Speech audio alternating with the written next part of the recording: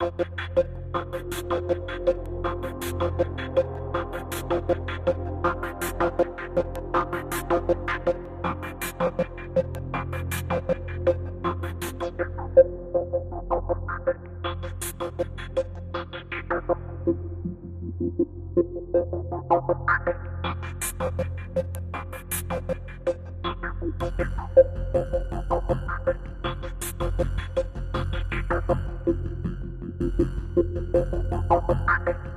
right, welcome back. Today, we're jumping into a really heavy-hitting chapter from Dr. Siegfried Castell Britton's book, Dangerous Minds. We're tackling chapter 6, which is called The Crime Mirror. And let me tell you, it's a concept that's really going to challenge how you think about crime.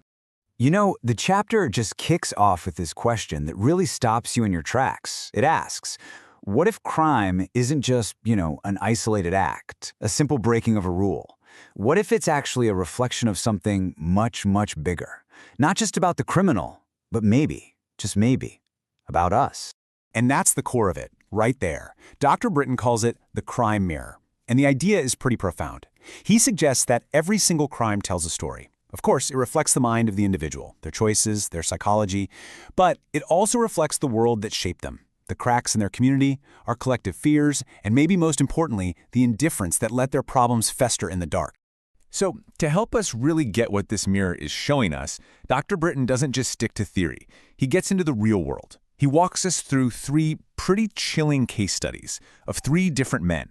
And while their paths into violence look totally different on the surface, he uncovers this startlingly similar origin story. Yeah, the cases are fascinating because they're so different. First, you've got Brandon. For him, crime was pure instinct, just a raw, impulsive reaction. Then you have Tim, who is the total opposite, a strategist. His crimes were cold, they were calculated, and he felt almost no guilt. Right. And then there's Jason, who is driven by this deep-seated compulsion, kind of trapped in these narcissistic patterns. So you have 3 completely different types of offenders, it seems. But here's where Dr. Britton connects the dots. He argues that the root cause for all 3 was the same devastating loss of human connection, a total absence of love and bonding early in their lives. Dr. Britton sums it up with this quote. He says, Brandon reacted, Tim calculated, Jason repeated, 3 paths leading to the same void.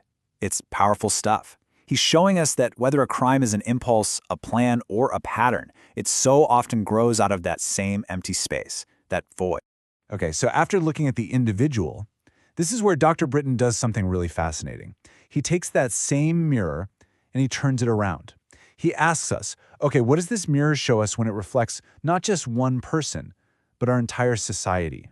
And this quote from the book, man, it just hits you. Society does not simply judge crime, it produces it. His whole argument here is that we aren't just innocent bystanders. In so many ways, our communities actually actively create the very conditions where crime can take root and grow. And he breaks down how.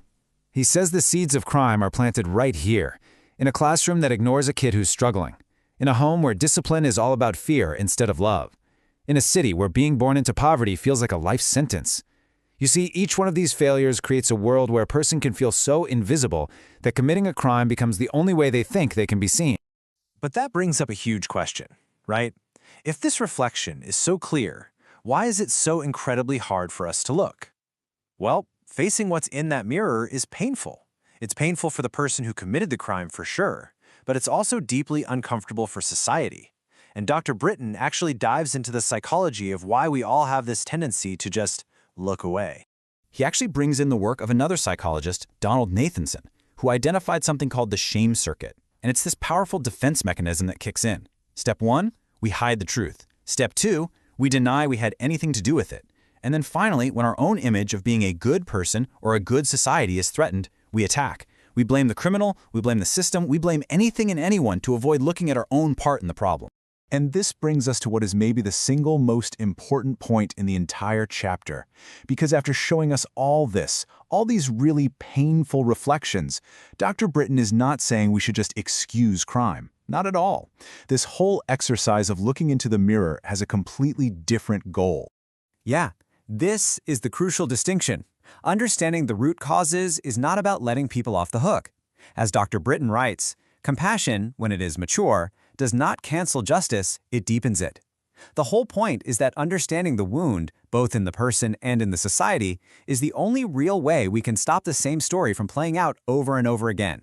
It's about building a safer future, not erasing a difficult past. So in the end, the chapter leaves us with this final, really haunting question. It's a direct challenge to all of us. If crime really is a mirror, one that shows us our own fractures, our own blind spots, our own unhealed wounds, are we brave enough to actually look? And I think even more importantly, are we brave enough to do something about what we see? Wow! Well, that's our deep dive into the crime mirror. This book is an incredible journey, and it's definitely not over. We really hope you'll join us for our next explainer when we dive into Chapter 7. And if this has you thinking, we can't recommend the book enough. You can find Dangerous Minds by Dr. Siegfried Castell Britton on Amazon right now. It is absolutely worth the read. Thanks so much for joining us.